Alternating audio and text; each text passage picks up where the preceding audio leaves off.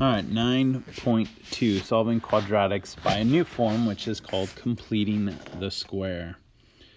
So our question is, what is the next step in completing the square to solve a quadratic equation given ax squared plus bx equals c? All right, so a little review here. Find the square root.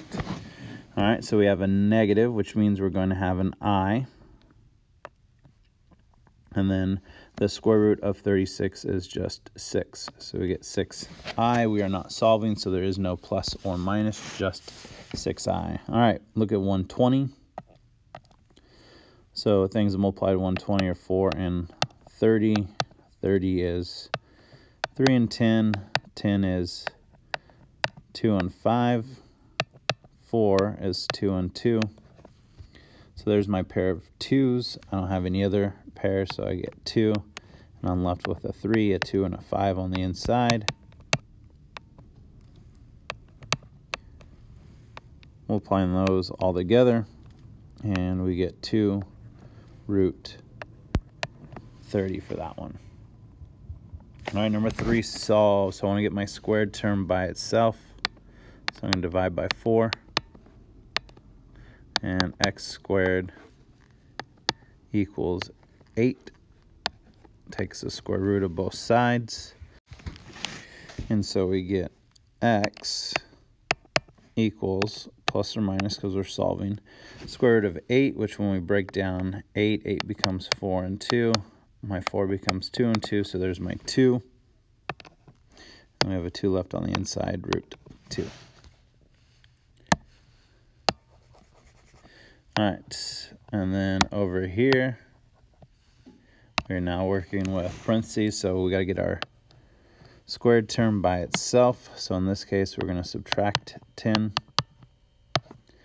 and we get x plus 3 squared equals negative 4. Squared term's down by itself, so we can take the square root. That leaves us with x plus 3 equals, so we have a square root of a negative, so that's I. And then square root of 4 is 2. And then don't forget your plus or minus. Subtract 3. Those are not like terms, so we get x equals negative 3 plus or minus 2i. All right, so let's look at this idea of completing the square. So what we want to figure out is, what can I add here that when I factor this, I get that right there. So we know we have x. So what number there then can we add to get a perfect square here? So if we look at it, we get 4. That becomes factored x plus 2 squared. And then over here, what will we add again so that we can get that? In this case, we're going to add 25, which will give us x minus 5 squared.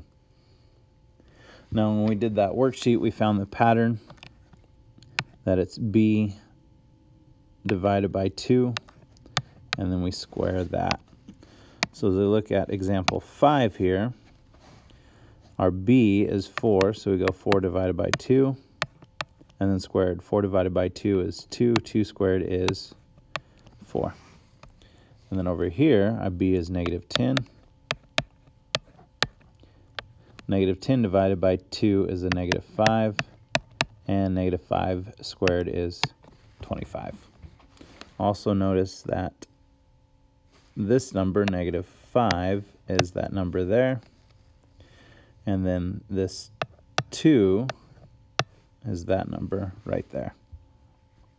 All right, your turn to go ahead and fill in what would we add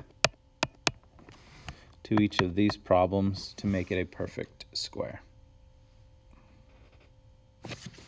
All right, let's look at number 9 now. So we want to solve by completing the square. So let's get some steps down. First step is we want to move our c term over. So however that is. So the nice thing is in this case, that c term is already moved over, but we want to write the equation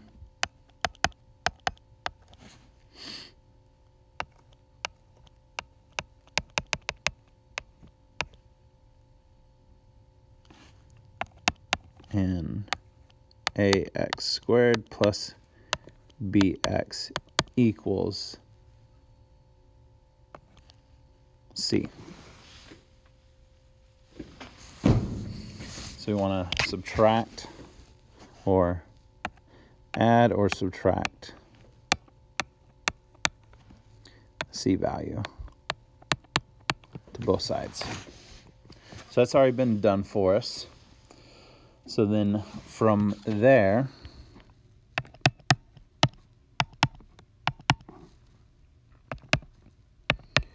what we want to do is find our value for a perfect square.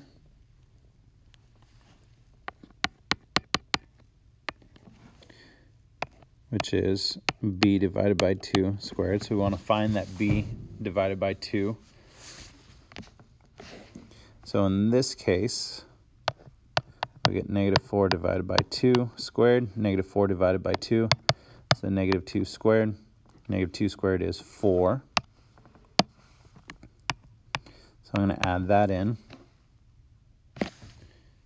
And what I do to one side of the equation, I need to do to the other. And that gives us our step 3.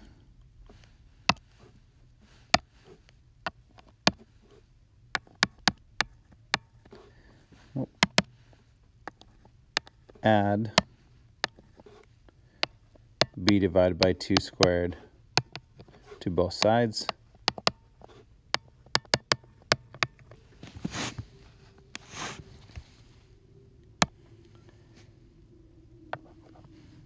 And then from there,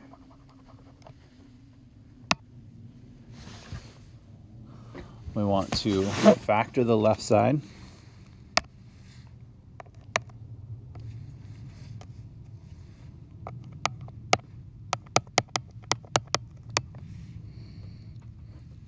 And then simplify the other side.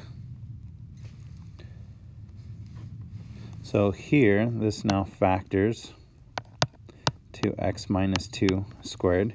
Remember that negative 2, when we did the b divided by 2 squared, that was a negative 2 squared. Or you can factor that, and then the right side becomes 1. Take the square root of both sides. So now we want to solve by square root.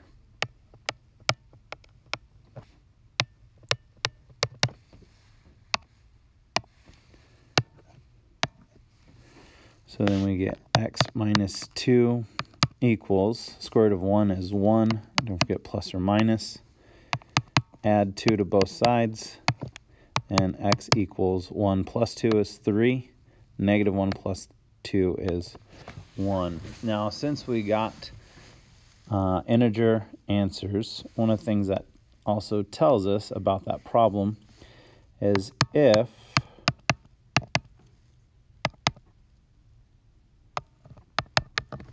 we had added that 3 over,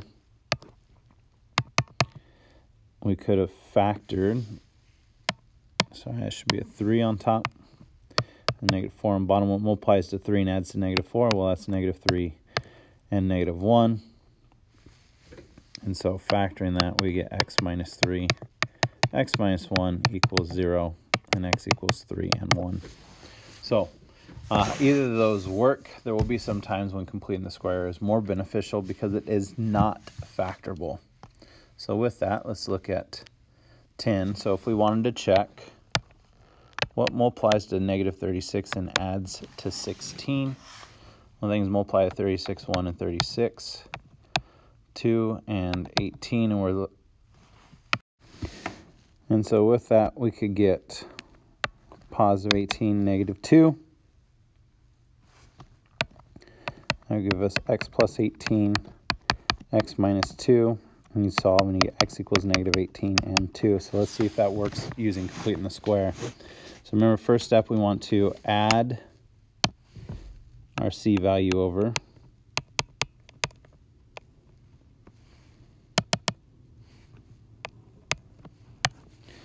And we get x squared plus 16x equals 36. Then we find our b over 2 value. So our b is 16 divided by 2 squared. That becomes 8 squared, which is 64. So then we get x squared plus 16x is equal to 36. And we want to add 64 to both sides. And then we can factor this. And then remember, this value can go right there. So it's plus 8, or you can figure out what multiplies to 64 adds to 16. Over here we get 100. Take the square root and you get x plus 8 equals plus or minus 10.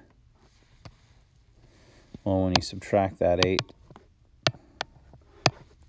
you get x equals 10 minus 8 is 2. And negative 10 minus 8 is a negative 18.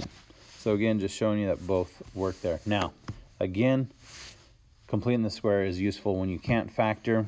So some of you now may have not noticed those two values, so then now you have another tool to do it. But as you'll see in the future, it's also helpful because it's not factorable at all. All right, so let's look at this when we are solving by completing the square when a is not 1. So we still want to get it in that ax squared plus bx equals our c value. Well, nice thing is our c value is already over here, but our bx is all on the wrong side, so I'm going to add 32x over. And we get 4x squared plus 32x equals 20. Well, now our a value is not 1, which can complicate some things, but the way we deal with that is just divide your whole equation by 4. That drops out. You get x squared. 32 divided by 4 is 8x, and then that equals 5 over there. Now, this is a lot simpler. A is 1, so we can go ahead and complete the square. So then look for our value we're going to add. So b divided by 2, which is 8 divided by 2 squared, which is 4 squared, which is 16. So then we get x squared plus 8x, and that's equal to 5. I'm then going to add 16 to both sides. This now factors to x plus 4, whether you factored it or just use that value there. And then 5 plus 16 is 21. From there, we're going to solve. We have a perfect square, so it's easy to solve by square roots, which is essentially our goal by completing the square, is to put it into solve by square roots. Then we look at, is there anything outside our squared term? There is not, so then I can go ahead and just take my square root. So I get x plus 4, the square root of 21. 21 is 3 and 7. Those don't break down, so that doesn't break down. So we get plus or minus the square root of 21. Subtract 4. Those are not like terms, so my answer is negative 4 plus or minus the square root of 21. And you can leave it as it is. We don't have to put it in decimals or anything like that. All right, so go ahead and work on 12 and 13. We'll discuss those when we come back into class. All right, now a word problem here, which this one should be 14, not 12. So a person standing at the edge of a cliff, 64 feet tall, throws a ball up and just off the cliff with initial upward velocity of 32 feet per second. What is the max height of the ball when the ball hits the ground. Okay, so I want you to go and try this one on your own. We've done a bunch of word problems. We know how to solve. I'll give you a hint. You're going to solve by completing the square. And it's going to be something similar. You're going to have to divide your a value out. So we'll discuss that as long as your essential question when we come into class.